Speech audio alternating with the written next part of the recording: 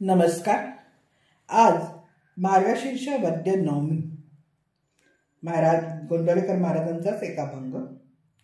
मी माझे विसरून जाई, ऐसे करी माझे आई.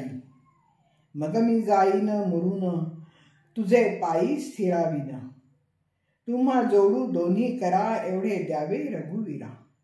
कृपा करी देवाधी देवा, मज न्यावे तुमचे गावा.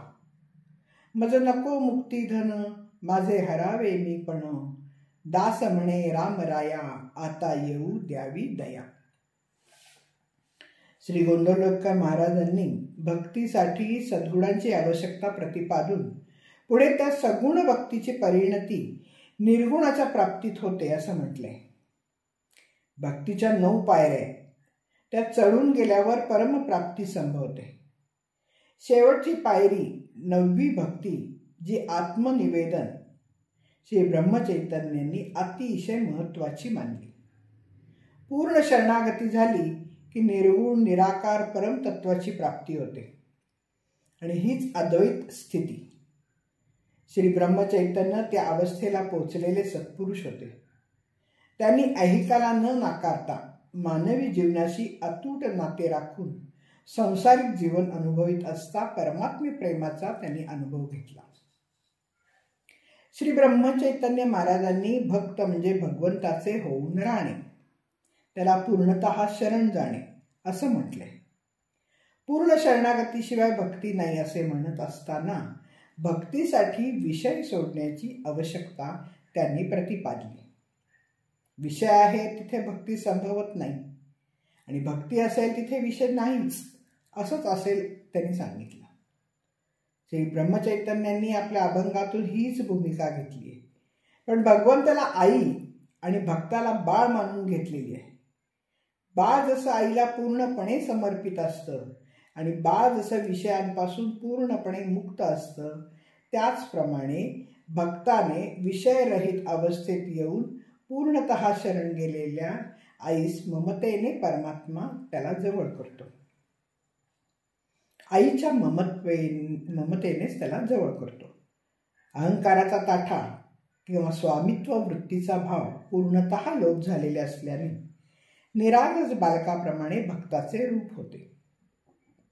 मग त्याचे आणि भगवंताचे नातेही आई आणि बाळ असंच होतं. बाळ हे जसं पूर्णपणे आईवर अवलंबून असतं तसं भक्ताचं व्हावं. यासाठी ब्रह्मचैतन्य महाराज प्रभू रामचंद्राला विनवतात की हे आई, माझ्यातील मीपणाचा भाव विस्मृतीत जाईल असं तू कर. हे आई, माझ्यातील अहम हा भाव नष्ट कर. मग माझे अस्तित्वच राहणार नाही, पण पूर्णतः तुझ्यातच मी मुरून जाईल, मिसळून जाईल आणि मग तुझ्या चरणाशीच विसावेन. माझे पण नष्ट झाल्यावर मी मेल्यातच जमाय. माझे अस्तित्व तुझ्यात मिसळून जाईल. दोन्ही हात जोडून मी प्रार्थितो की हे प्रभू, हे रामचंद्रा, एवढे माझ्यासाठी करा. आईच्या मायेने करा. हे देवादी देवा प्रभू, कृपा करा आणि मला आपल्या स्थानी घेऊन चला. मला मुक्तिधन संपदा मुळीच नको आहे. फक्त मागणं एकच आहे की माझे मी पण नष्ट व्हावं, दूर व्हावं. श्री ब्रह्मचैतन्य महाराज म्हणतात की दया येऊ द्या, तुमच्या दयेनेच माझ्यातील मीपणा जाईल. रामराया, लवकरात लवकर तसं करा. दास ही मुद्रा स्वीकारून श्री ब्रह्मचैतन्य महाराज विनंती करताना दिसतात.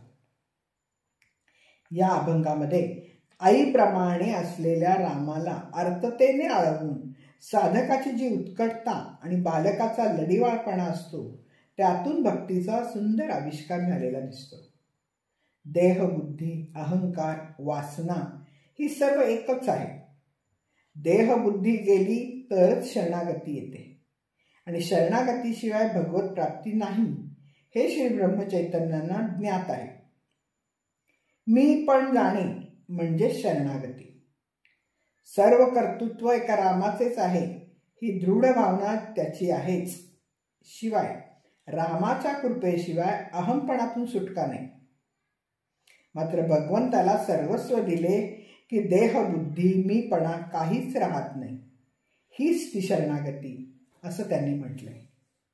श्री एकनाथ महाराज म्हणतात, मनी वसे ज्याच्या सद्गुरु दयाळ, तयासी सकळ सिद्धी होती. धन्यवाद. मी अभिवाचक सौभाग्यवती पल्लवी कुलकर्णी. नमस्कार.